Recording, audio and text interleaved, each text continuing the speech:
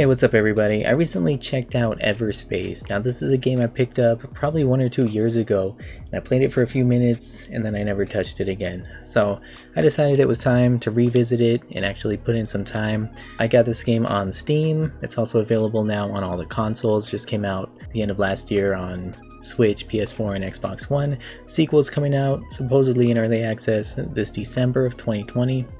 Excited for that. They're taking it in a whole different direction, but I'll talk about that later. Here is my review of Everspace. If you're not familiar with the game at all, it is a roguelike, or roguelite perhaps, space shooter / exploration and survival game. You play as this pilot who appears to be some sort of clone, and you've got people trying to kill you, kind of hunting you down, and you don't really know why. Your character has amnesia, and his memory kind of starts to come back little by little as you progress through the game. But you're basically piloting your ship through space in these randomly generated levels, jumping from point to point, trying to get to the end, and you're going to die lots and lots of times. As any roguelike game, you know, that's just the thing. You're gonna die over and over and over again and restart every single time, but each experience is going to be different with randomly generated levels and enemies and you name it. The good thing here is that at the end of each run, after you die, whatever credits you've collected, like money you've collected, you can spend it to upgrade your ship, and that will carry on.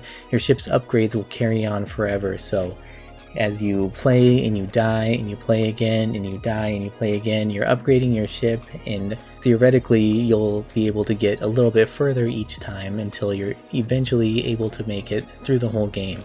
I do appreciate that, you know, that carry forward idea behind the upgrades and things, that little nudge to just progress a little bit further each time, because it can be really demoralizing after you've died and restarted and spent a couple hours making your way, you know, through these environments just to die and have to start again, and it can get really demoralizing. But I understand that's the nature of this genre, so I'm not going to criticize the game for being a genre that might not be my favorite. That would be unfair.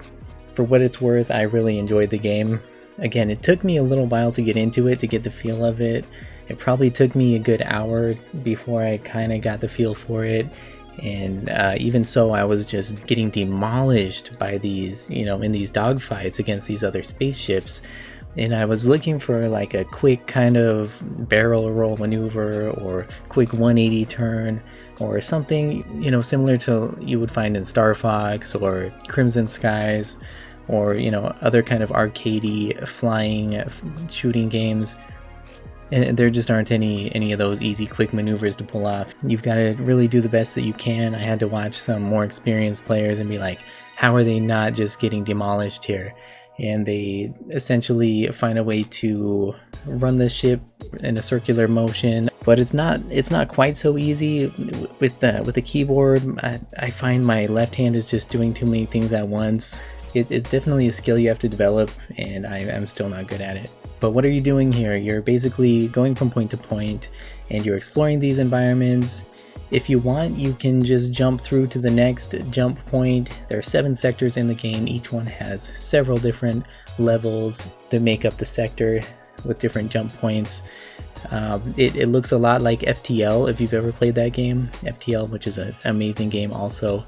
It's kind of like they took a lot of ideas from FTL's book and then turned it into a different genre game. But getting back to what I was saying, you can choose how you want to play. You can just jump to the next sector and skip everything in that particular level if you have enough fuel. But here's the thing, you have to manage your resources carefully. You probably want to take your time and explore each level, explore each environment, collecting as many supplies as you can. You can harvest the supplies from, you know, asteroids and things in the environment. You can attack other ships and take some of their fuel and things. I found myself often running out of fuel, and I would take my time through the environments. You'll find enemy ships that are always, you know, ripe for the picking. You can always pick fights with them. or they're gonna pick fights with you anyways.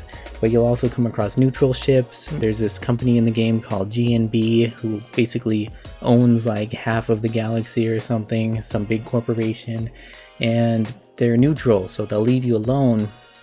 But sometimes you might have to attack them. You might have to raid one of their fuel tankers, their transport ships, or else you won't be able to make the next jump because you're out of fuel. But if you do that, then you're going to get swarmed by tons and tons of their ships, and they're going to become your enemies. They're going to become hostiles for a while until they, I guess, forget about you eventually or forgive you. But so there's a lot of choices you can make, and you can definitely spend a lot of time just scouring each level, harvesting resources that can also, craft new weapons and repair damages to your ship. There's a lot of customizable parts you can find, different weapons, and there's also different ships you can unlock. You can purchase them with credits throughout the game. There's a whole lot of content here to get lost in, and for sure you can spend hours and hours just trying to get through the game, which, I've seen somebody complete the whole game in like 2 or 3 hours, but that's assuming they've probably already poured tons of hours into it by that point to get good enough and to have all the ship upgrades to be able to survive and carry on. The big challenge here is just not to lose steam, not to get discouraged and rage quit after you've died for the 10th or 20th or 30th time. Like I said, it took me a little while to get into the game, but once I got into it, I was into it. I had to really pry myself away and go live life sometimes, The graphics in the game are absolutely beautiful. There are some really, really stunning views in the game, and that they're well aware of this because there's actually a feature where you can pause the game and take screenshots with sort of this just movable camera. You can pause the action and take photos. Really beautiful environments. You would expect, outer space to just be darkness with little stars in the background. No. These environments will just come out of nowhere sometimes with some of the things you're seeing. Just vibrant colors. You'll see big beautiful planets in the distance and asteroid fields with vibrant bright colors and cool lighting effects. You'll find lightning, electrical storms in the middle of space sometimes. Really breathtaking views. A lot of times I just had to pause and just kind of marvel at the sights. It's absolutely gorgeous. As for sound design, the voice acting is quite good. You'll have your character narrating some of the events going on and telling his backstory as he remembers them. I managed to escape. That's all I can remember. I must find some answers. And you have this little AI companion voice coming out of your ship that kind of criticizes you when you do dumb things, and you'll hear your pilot kind of bantering with the AI back and forth. Well, that was dumb. Didn't you know all units in the direct vicinity will react negatively if you attack one? I can see that now, thanks. Sometimes you'll have enemies coming at you and communicating with you over radio or whatever. Really good voice acting. I would say that the music choices are kind of questionable. Kind of set a tone that I didn't quite vibe with, didn't really expect for the for the type of game that this is. Really, that's just a minor complaint though. It's not really even a complaint. It's just not the music I would have chosen, but it's perfectly fine. Would I recommend this game? Yes, definitely I would. I would definitely recommend it. It often goes on sale pretty cheaply, at least the PC version does. I don't know about the consoles. You can often get it under 10 bucks easily. If you like roguelikes, if you like space shooters, if you are willing to die over and over and over again and keep restarting and restarting, like I say, it's not going to be the same experience. It's always going to be something new. You might expect the same thing over and over again, and then you just get totally blown away by something new you've never seen before after you've already spent hours playing this game. Yeah, if you have the patience, if you have the willingness to restart and restart like any roguelike game, I'd say definitely check it out.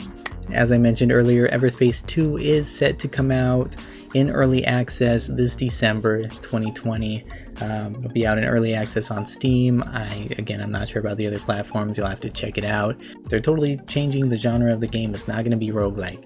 It will feature some randomly generated areas, but it's going to be an open world, campaign driven experience, like 20 to 30 hours of a storyline, and just totally different. A lot of people are saying it's going to be closer to the Freelancer game that was so popular on Windows back in the day, and fans have been just begging and praying for a remaster or a sequel for many years. It's going to be closer to that game, that style of game. It looks and sounds really cool. I can't wait to play it. But as for now, yeah, I would definitely check out Everspace. Also check out FTL on a side note. It's totally different, but it's another space roguelike, much more about kind of managing your crew on your ship and things. Super addictive, and it's a case where you cannot judge a game by its cover or by its screenshots. You just have to experience it. Side note over, go play Everspace. Anyways, thank you for watching this video. If you enjoyed it, I hope you'll hit that subscribe button, and I will do my best to come out with some quality content for you guys on the regular. And if you enjoy the video, I hope you'll hit that like button and leave me a comment down below. Tell me your thoughts, and yeah, just say what's up. Anyways, thank you for your time. I'll see you on the next video.